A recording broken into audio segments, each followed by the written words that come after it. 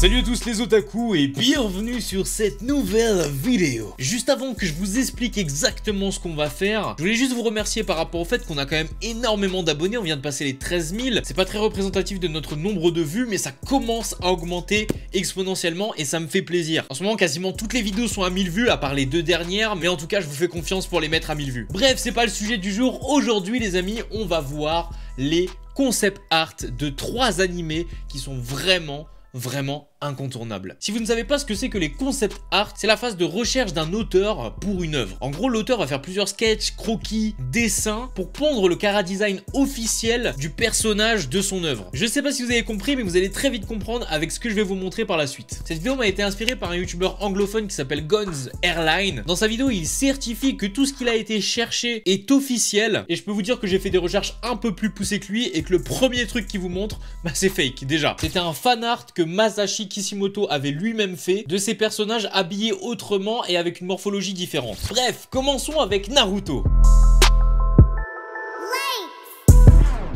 Je vous ai un peu expliqué le contexte précédent et je vais vous montrer le premier croquis officiel de Naruto par Masashi Kishimoto. Le voici.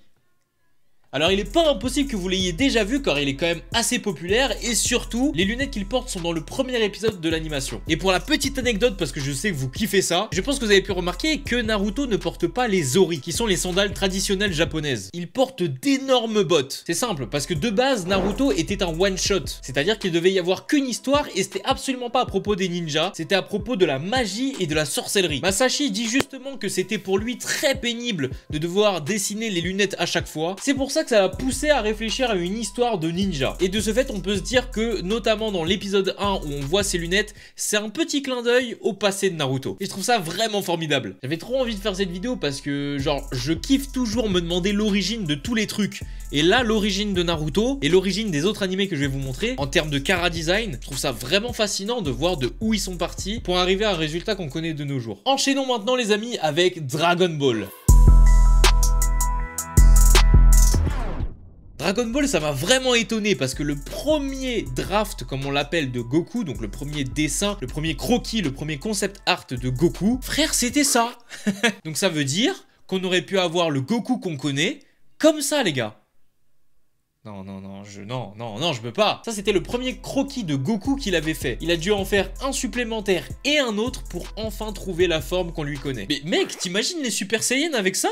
Ça aurait été chelou, non? Et là, les amis, on va enchaîner avec les deux meilleurs pour la fin de l'animé et de l'œuvre My Hero Academia.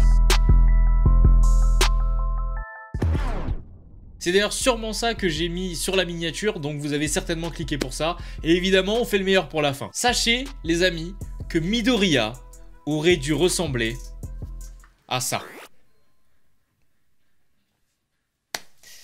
Les gars, c'est ouf, non? Je trouve qu'il a un aspect très mystérieux comme ça et ça dénature beaucoup ce qu'on a déjà vu de lui en fait. Pour le coup, ça fait pas vraiment gamin un peu sûr de lui, ça fait plus gamin assez mystérieux, mystérieux mais qu'il faut pas trop chercher, tu vois. Un peu contraire au caractère de Deku, j'ai envie de vous dire. D'ailleurs, on peut voir sur l'image que je vous mets actuellement le premier concept art du premier costume de Deku. Mec, c'est un truc de ouf. J'aime trop regarder les trucs comme ça, c'est trop bien. Ce qui m'a le plus étonné, les amis, c'est All Might, frère. All Might! C'est un truc de ouf comment All Might en vérité a un chara-design qui est très similaire à des héros de comics américains. Mais la première version, gros, c'était encore pire. On n'aurait absolument pas dit que c'était un manga, mais plutôt une bande dessinée. Franchement, je trouve ça trop cool. Vraiment, je trouve ça trop bien. Pour ceux que ça intéresse de voir les premiers concept art de certains personnages de My Hero Academia, je vous ai mis dans la description un Google Drive avec plusieurs images dans lesquelles vous allez pouvoir voir les concept art de, par exemple, MT Lady, de Endeavor, de Tenya et autres, et même des concept art de héros qu'on n'a encore jamais vus ou qu'on ne verra peut-être jamais. En tout cas, les amis, j'espère que vous avez apprécié cette vidéo. Si c'est le cas, n'hésitez pas à lâcher un pouce bleu. Merci beaucoup de me suivre sur cette chaîne tous les dimanches à 10h03. Je sors une nouvelle vidéo, donc n'hésitez surtout pas à vous abonner en cliquant sur le gros bouton rouge et à cliquer sur la cloche pour recevoir les notifications à chaque fois que je sors une nouvelle vidéo. Suivez-moi sur tous les réseaux sociaux, notamment Twitch, je fais beaucoup de live tous les jours. Et rejoignez-moi sur l'application TV Time où vous pouvez renseigner les séries, animés et films